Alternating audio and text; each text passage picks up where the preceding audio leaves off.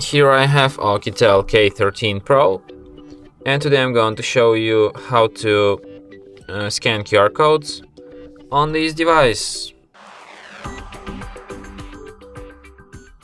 So firstly you have to open Google application, which you have pre-installed on your device.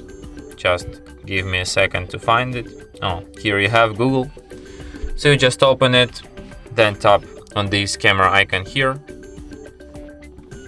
Open photo gallery, then search with your camera. Open camera.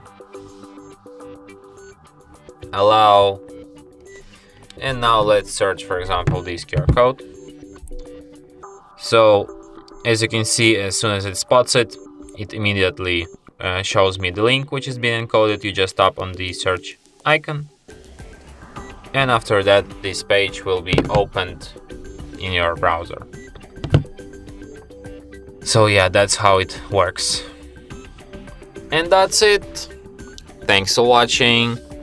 If you find this tutorial useful, don't forget to hit that like button and subscribe to our channel.